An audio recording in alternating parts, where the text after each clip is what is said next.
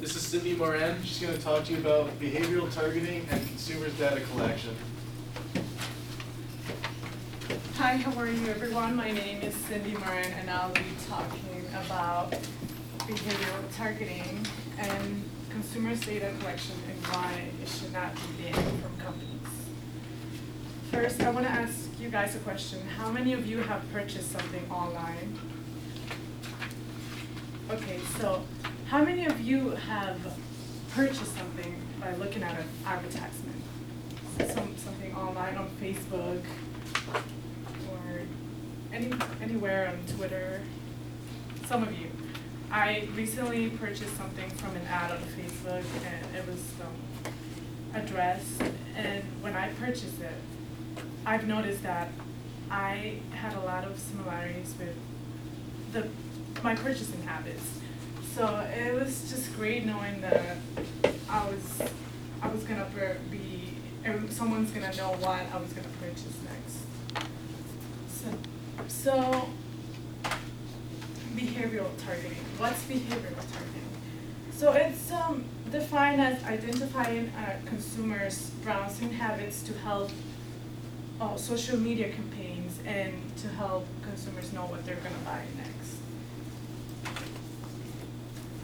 Also, it allows businesses to get to know the customer well, anticipates the needs and wants of current clients, and increases productivity.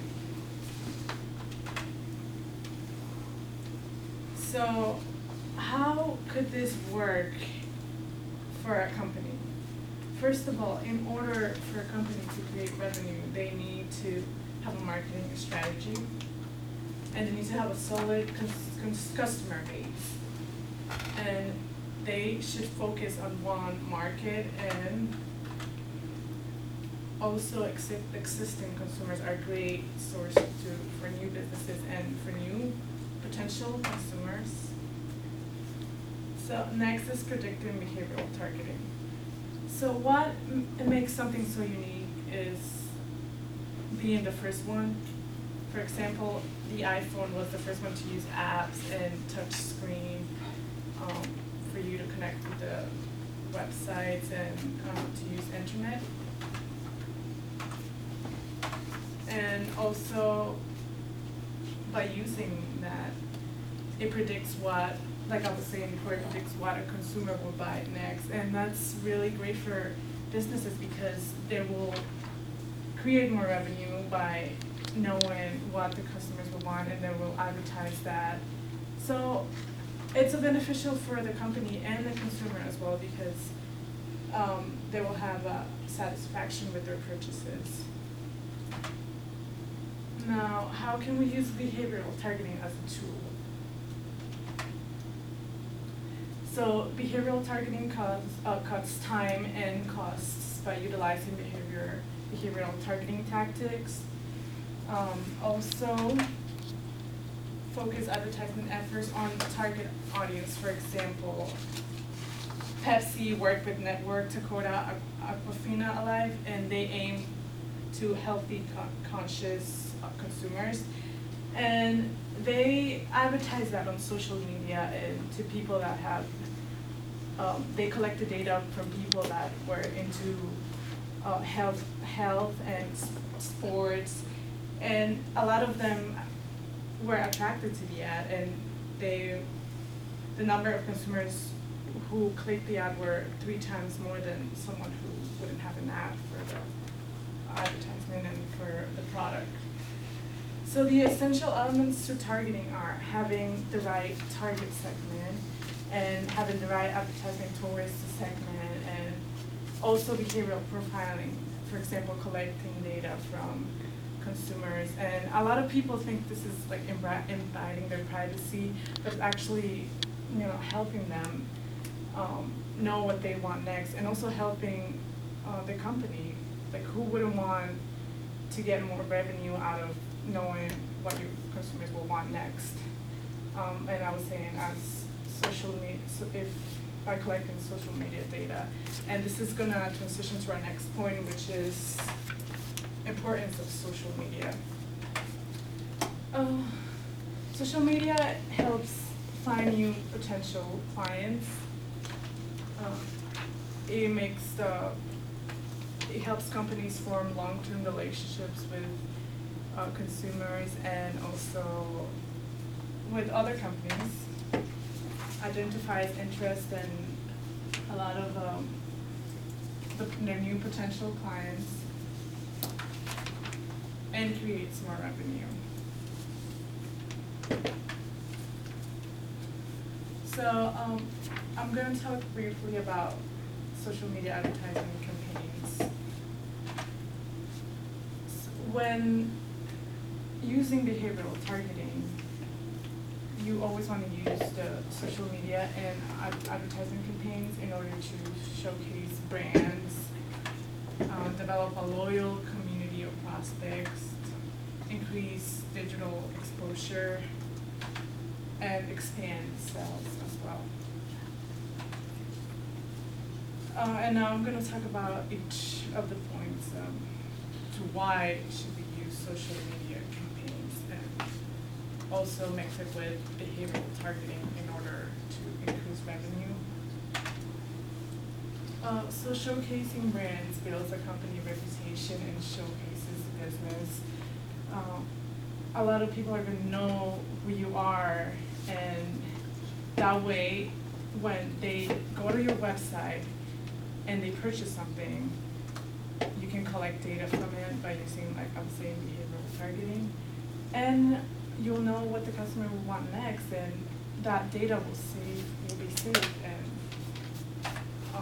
there's going to be a lot of purchases made from a lot of clients. It's going to create brand awareness, relationship building with the client, and new sales. So the next point is developing a loyal community of prospects. Once you have a client base, you want to build a loyal community of prospects, and that's why behavioral targeting is important, because you want to know your community, you want to know their interests, their wants, their needs. And how can you know if you don't collect data? How can you know what they want? And also, people just simply enjoy being part of a community. There's a research made that customers would purchase from businesses with an active Facebook account rather than a page without it, because social media, it's the new thing now. It's the new generation, and if you're not in social media, then you're not popular.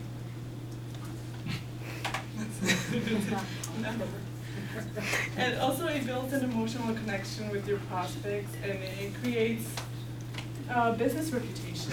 So by being active on social media, you have more reputation. You have more people following you, and also you'll know your consumers. Like I was saying, when the data is collected from those social media campaigns, you'll have a bunch of data and information about them, and it's gonna help you strengthen your community and build a powerful branding force. Oh, I don't know what happened.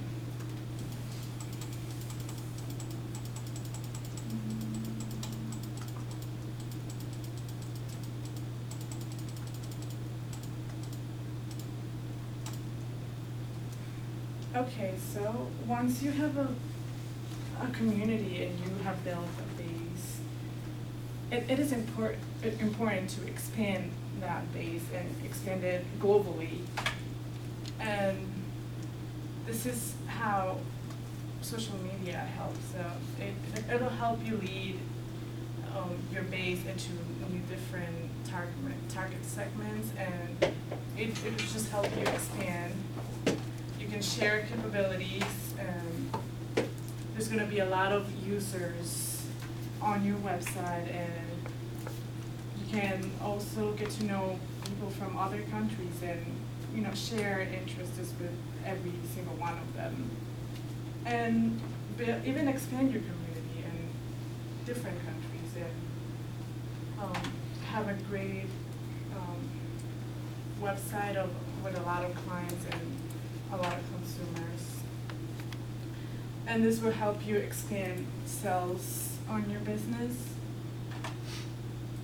So behavioral targeting will help you know your customers' preferences, focusing on meeting the special needs and expectations of your consumers, gain a proficiency in that exact niche, whatever you're promoting, whatever your business is about. Excel the product list and also research your competitors, because you want to know what they're doing in order for you to be the best. And for my summary, what I want to say is behavioral targeting has the potential to change how people consume and search information. And it's growing. A lot of people are afraid of it, but it's gonna stay. It's gonna be out there, and no matter what you do, no matter if you're afraid of your privacy, everyone's watching you already. This is just gonna help you, get the satisfaction that you want, and also help businesses. So if they're doing it already for political views or protection, security, why not do it for your satisfaction?